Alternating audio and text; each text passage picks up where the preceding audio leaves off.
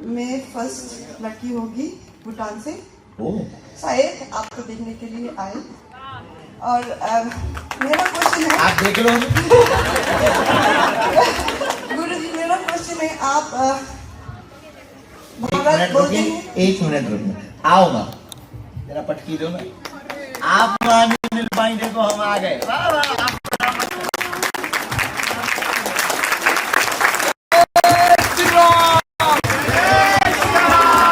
सन्यासी बाबा की जय, धाम की जय।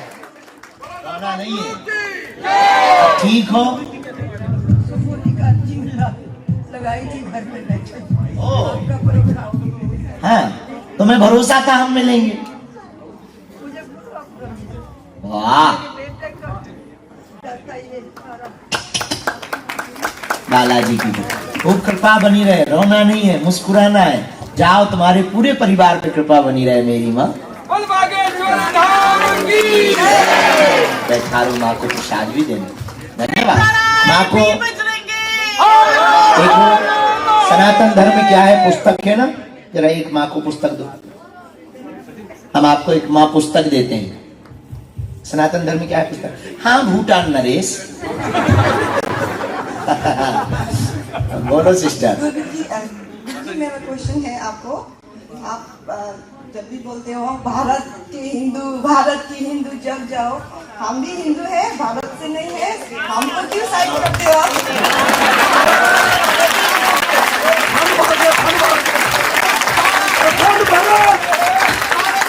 सिस्टर, पहले महीने तो जगा दे, फिर अखंड भारत की ओर ही निकलने वाले हैं। उसी चक्कर में तो हम ऑस्ट्रेलिया आए, उसी चक्कर में अभी हम फिजी जा रहे हैं। वहाँ भी बहुत हिंदू हैं। फिजी। एक और बात था कि मैं एक बार टिकटॉक में वीडियो बनाई थी, क्योंकि जब राम मंदिर हुआ था तो उस टाइम वेस्टर्न मीडिया ने बहुत बुरा बोला था, तो मैंने गुस्सा होकर एक वीडियो बनाया था। तो बहुत हिंदू, सारे वर्ल्ड का हिंदू मेरा वीडियो में आके मुझे सपोर्ट किया था।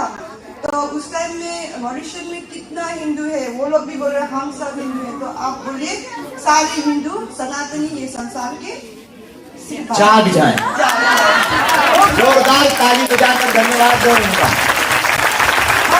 इनका टीवी पे आ गया, टीवी पे आ गया, इनका फोटो वीडियो आया। हाँ, है आगे आगे। हम तुम पाकिस्तान के हो? अरे भाई माइक लाओ और एक बोल लो। मुझे सन्यासी होना है, मुझे पता नहीं सन्यासी आप मीन्स आपका सलन में काम करना है, मुझे पता नहीं कैसे करना है। बहन, उसके लिए संन्यास लेने की आवश्यकता नहीं। आप जहाँ हैं, जो कर रहे हैं, वहीं से आप सनातन का प्रचार करें। मन नहीं लगता गुरुजी। काम तो करना चाहिए, काम करने त्यागना नहीं चाहिए। हम सदा अपने बच्चों को बोलते हैं। एक बच्ची ने और कहा था कि हमको बागेश्वर धाम के प्रति समर्पित होना। हमने उनको भी प्रार्थना की, आपको भी प्रार्थना करते हैं। आप समर्पित हो सकते हैं, स्वागत है, लेकिन जहां है वहीं से आप सनातन का कार्य करें। काम काज करेंगे तो आप आर्थिक मजबूत होंगे। आर्थिक मजबूत होंगे तो जो निराश्रित लोग हैं, धन के लालच में धर्मांतरण कर देते हैं, उनकी आप मदद तो कर पाएंगे। इसलिए काम करो, हमारे लिए हमारी आज्ञा है। आप काम भी करो, वर्क भी करो। वर्ष में एक बार कन्या विवाह में धाम आया, स्वागत है। और हम आपको मिलेंगे बहन। अभी हम आपको पटकी प्रसाद दे रहे हैं। आप भूटान से हैं और हम किसी बच्चे को बोल देते हैं तो वहां जब भी आप धाम आएंगे वो मिलवा दिया करेंगे। हिंदुत्व के लिए आप अपने देश में प्रचार करो। हम एक बार भूटान भी आए।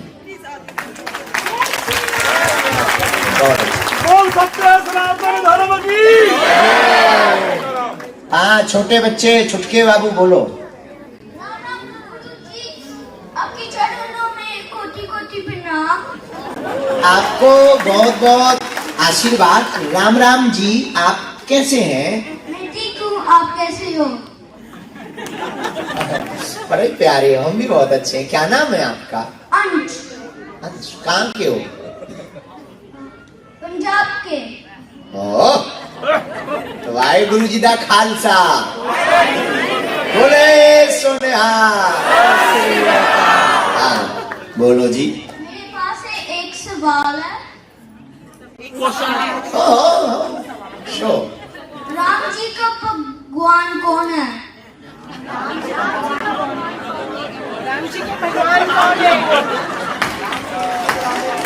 बहुत सुंदर, ताली बजाकर धन्यवाद दो। Very nice question you. आपको हिंदी थोड़ा थोड़ा आता है? हाँ जी, इंग्लिश? बहुत। और हमको इंग्लिश थोड़ा थोड़ा आता है, हिंदी बहुत। इतना गजब का मैच। यस। चलो सुनो, राम जी तो स्वयं भगवान है। दूसरा, राम जी जिनका ध्यान करते, रामस्य हृदयम शिवः, शिवस्य हृदयम रामः। राम जी जिनका ध्यान करते उनका नाम भोले बाबा है। भोले बाबा जिनका ध्यान करते उनका नाम राम जी है। कि बहुत ज्यादा कोई पर्सनल क्वेश्चन ना बता के आप कोई धार्मिक या आध्यात्मिक क्वेश्चन पूछिए जिससे हम सबको बहुत फायदा हो। बहुत सुंदर, इस ब्रांड में भी बहुत सुंदर प्रश्न हुआ। वाह, आज भगवान। जय श्री राम। जय श्री राम। आपको कोटि कोटि प्रणाम। जय हो। मेरा नाम राहुल गौतम है। मेरे माताजी सीता गौतम यहाँ पे बैठे हुए हैं। हम नवंबर में वहाँ पर गए थे बागेश्वर धाम। हाँ जी, तो आपके दर्शन नहीं हुए थे। अरे क्यों? तो आप भी उसी दिन पहुँचे जिस दिन हम पहुँचे, और हमारा वापसी आने का प्रोग्राम था जल्दी। हम कहीं गए होंगे, बहुत घुमक्खड़ बाबा। मेरी माता जी को आपके दर्शन करने थे, वो नहीं हुए तो उनका मन बहुत उदास था। अरे पर ये देखिए, माँ को आगे भेजो हमारे पास। माँ इधर आओ हमारे पास। आप और क्या? इधर आओ। यहाँ पर आके दर्शन दिए। हाथ पकड़ के कोई लेकर। ये मेरी बहन है। हमें लगता है इन्हीं की भक्ति के कारण हम यहाँ आए। देख लीजिए, उसमें कोई शक नहीं। वरना सच बताएं, हमको भारत छोड़ना पसंद है। मेरा प्रश्न था, मैंने माता जी से भी पूछा था, हफ्ता 10 दिन पहले मैंने इनसे वार्तालाप कर रहा था, तो मैंने पूछा था दशरथ जी को हिरण पे तीर चलाने की क्या जरूरत थी, वो तो मांस नहीं खाते होंगे। बहुत सुंदर, ताली बजाकर धन्यवाद दो। वो कथा आप तब की बता रहे हैं जब श्रीमन कुमार को लगा था शब्दवेदी बाण, तब की कथा की आपने चर्चा को कोट किया। शास्त्रों में कई जगह पर ऐसे वृत्तांत मिले हैं और आप लोगों का मन भी कई बार प्रश्न ऐसा करता होगा, जब अहिंसा परमो धर्मा की चर्चा है तो हिंसा क्यों? हम आपको बता दें, दशरथ जी राजा है और क्षत्रिय का धर्म है तीरंदाजी। तो वहां पर राज धर्म का पालन करने के लिए दशरथ जी ने उस बाण को चलाया था। परंतु महाराज दशरथ ब्रह्म के पिता है और प्रभु श्री राम ब्रह्म है। इनके हाथों से लगे हुए तीर से उद्धार ही होना है। ये खाने का कहीं वर्णन नहीं कि वो खाते, अपितु क्षत्रिय धर्म का पालन करने के लिए तीर को चलाया है, उद्धार करने के लिए तीर को चलाया है। इसलिए हम आपको बहुत विनम्रता पूर्वक कहें कि कहीं पर भी ऐसी कथा आपको स्पर्श में मिलती है, उसका मतलब ये नहीं है कि आप भी जीवों की हिंसा करें, क्योंकि आप मार सकते हैं पर उद्धार नहीं कर सकते। मुझे लगता है कि अगर दशरथ जी ने तीर ना चलाया होता, उनको श्राप नहीं मिलता कि तुम्हें भी पुत्र वियोग होएगा, तो राम जी शायद वनवास ना जाते। पर राम अगर वनवास ना जाते तो राम भगवान भी ना बन पाते। राम बन गए तभी तो बन गए, राम बन गए तभी तो बन गए। ना राम बन जाते ना राम बन पाते। सबरी को कहाँ मिलते? जानकी जी का हरण नहीं होता तो रावण कैसे मरता, हनुमान जी कैसे मिलते? तो राम बन जाना बहुत जरूरी था। यहाँ कोई किसी का नहीं, स्वार्थ लाग करें सब। और भगवान कभी भरोसा तोड़ने नहीं, टूटने नहीं देता। तुम्हारे ऊपर तुम्हारा कितना मजबूत है, अगर तुम्हारा भरोसा मजबूत है ना तो भगवान को प्रकट होना ही पड़ेगा। हमारा परमात्मा पत्थर में भी प्रकट होता है। पहला आप कहते हैं कि खंबे में भगवान है तो वो खंबा फाड़कर नरसिंह बन जाता है। सबरी कहती है कि वन में राम आएंगे, 10,000 साल तक इंतजार करती है और लोग कहते हैं कि राम कैकई के कारण गए वन में, हम कहते हैं कि सबरी के कारण गए। क्योंकि भरोसा सबरी का था, कैकेयी का भरोसा नहीं था। कैकेयी की तो मांग थी, भरोसा तो सबरी का था। सबरी कहती राम आएंगे। 10,000 वर्ष तक इंतजार किया सबरी, और आप सुनकर के चौंकेंगे, मेरे पागलों, आश्चर्यचकित रहेंगे कि सबरी ने इतना इंतजार किया, इतना इंतजार किया कि आंखों की रौ के बाल जमीन में लटकने लगे।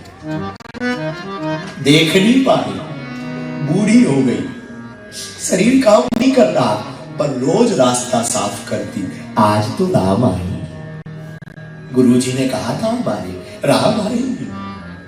रोज फल लाती, शाम हो जाती, रोज सोचती राजा है, बहुत भक्त है ना हमारे जैसे, कहीं और फंस गए, कल जरूर आए, और सो जाती बेचारी।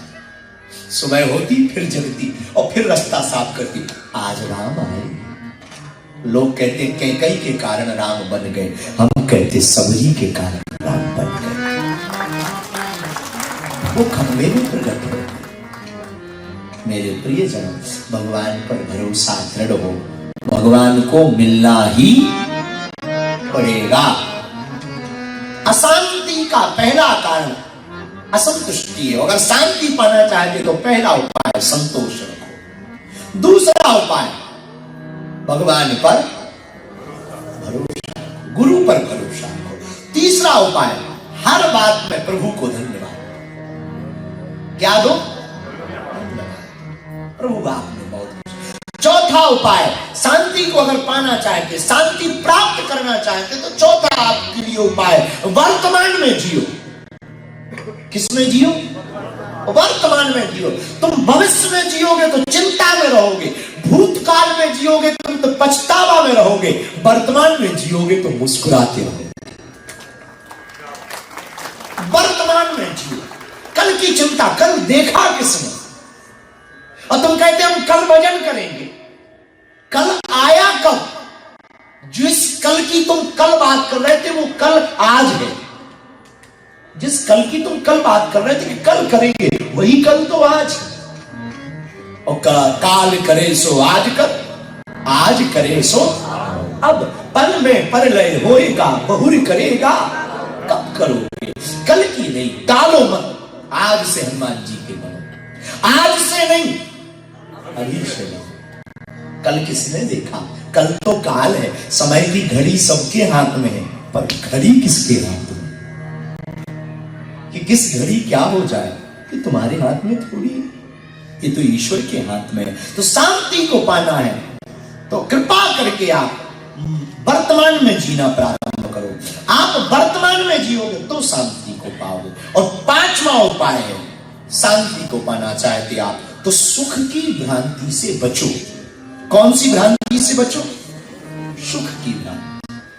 तुम्हें लगता है सुख मिलेगा, तुम्हें लगता मकान बन जाए तो सुख मिलेगा, मकान बनते ही एसी का चक्कर फंस जाए। तुम्हें लगता है एसी लग जाए तो सुख मिलेगा, गाड़ी का चक्कर फंस जाए। गाड़ी मिलते ही तुम्हें लगता है सुख मिलेगा, गाड़ी में लिप जाए। गाड़ी लिपते ही तुम्हें गाड़ियों में भी वैरायटी याद आ जाए। आज तो 800 फॉर्च्यूनर हो जाए, मजा आ जाए। जिन पे फॉर्च्यूनर है उन पे पूछो, खाओ मजे में। फरारी चाहिए, जिन पे फरारी है तुम ठीक हो। रेंज ओवर होती, BMW होती, और जिन पे कारें बहुत है उनसे कहो तो सब हो गया, भजन करो। मीटिंग में जाते हैं, लाल बत्ती में फंस जाते, हेलीकॉप्टर हेलीकॉप्टर। जिन पे हेलीकॉप्टर चार्टेड है उन पे पूछो सुखी हो। अमेरिका में भी थोड़ा बिजनेस चल जाता है, जिनका अमेरिका में भी बिजनेस है। तुम तो सुखी हो, व्हाइट हाउस का एक कमरा,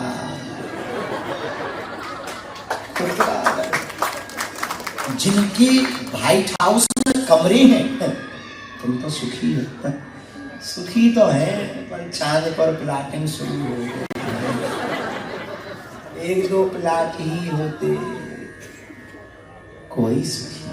ये सुख की भ्रांति।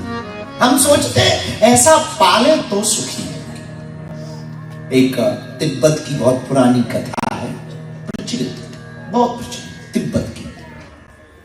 एक सम्राट एक बार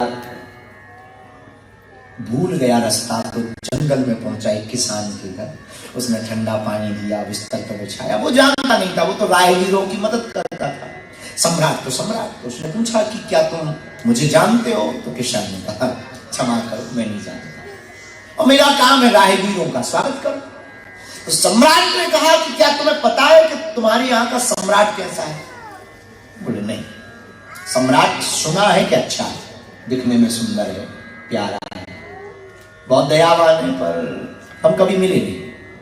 तो सम्राट ने कहा कि क्या तुम्हारी मिलने की इच्छा है? किसान ने कहा कि मिल जाए तो ठीक है। तो सम्राट ने कहा कि तुम पहचानोगे कैसे? किसान बोला हमने कभी देखा नहीं। बात तो हम वही पूछने वाले कि हम पहचानेंगे कैसे? सम्राट ने कहा एक काम करो, तुम हमारे साथ चलो, हम तुम्हें सम्राट से मिलवा। सम्राट ने मन में सोचा इसको ले जाएंगे तो रास्ता भी पता चल जाएगा, इसका थोड़ा स्वागत वागत करेंगे, सम्मान देंगे, पैसा वैसा देंगे, ये भी खुश हो जाएगा, हमारे महलों में रहेगा। तो सम्राट ने अपने घोड़े पे बैठाया तो किसान ने हाथ की थपकी दी और कहा भाई साहब एक बात बताओ, हम सम्राट को पहचानेंगे कैसे? ये सम्राट है। पता लगे कि तुम किसी एरा गेरा को मिलवा दो, सम्राट का नाम बता दो। जैसे कई बार ऐसा होता है जैसे पता ना हो उनको। एक कोई बहुत विदेश की एक बहुत विचित्र हास्य कथा प्रचलित है भारत में कि वो विदेश ले जाने के लिए वीजा लेते हैं कि चलो तुमको हम जो है समुद्र के किनारे दुबई ले जाते हैं, नाव से जाना पड़ेगा, पैसा लगेगा, सबसे 1-1 लाख रुपया ले लिया और वो दुबई की जगह में मुंबई के ही एक दूसरे छोर पर छोड़ दिया। लोगों को लगा कि पूछा कौन है? बोले दुबई है। और ये अपनी नाव लेके वापस आ गया। जब वहां उतरे तो लोगों ने पूछा कि कहाँ आए? बोले दुबई आए। अरे बोले तो मुंबई। तो सम्राट से उस किसान ने पूछा कि तुम किसी अन्य व्यक्ति को मिलवा दो, सम्राट कह दो, तो मैं कैसे पहचानूं कि ये सम्राट है? तो सम्राट ने कहा कि जिसको देख करके लोग अपनी टोपी उतारें और जिसको नमस्कार करें और जिसको अपनी पगड़ी उतार कर नमस्कार करें और जिसके सामने सब खड़े हो जाए, समझना ये सम्राट। जैसे सम्राट ने मन में सोचा कि हम जैसे एंट्री करेंगे अपने राज्य में और स्वाभाविक है लोग मुझे देख करके सम्मान देंगे, पगड़ी उतारेंगे, टोपी उतारेंगे। लेकिन बड़ी आश्चर्य घटना घटी, जो हमने कहा ना कि सुख की भ्रांति से बचना है। आश्चर्यचकित घटना ये घटी, कथा ये कहानी बड़ी लोकप्रिय कहानी है कि घटना ये घटी कि पूरे नगर के लोग टोपी उतार उतार सम्मान कर रहे थे, नमस्कार कर रहे थे। तो सम्राट ने व्यक्ति से पूछा कि अब तुम पहचान गए कि सम्राट कौन है? देखा नहीं तुमने? लोग टोपी उतार रहे हैं, नमस्कार कर रहे हैं। बोले यही तो टेंशन हो गई कि घोड़े पर हम 2 लोग हैं, नमस्कार किसको कर रहे हैं?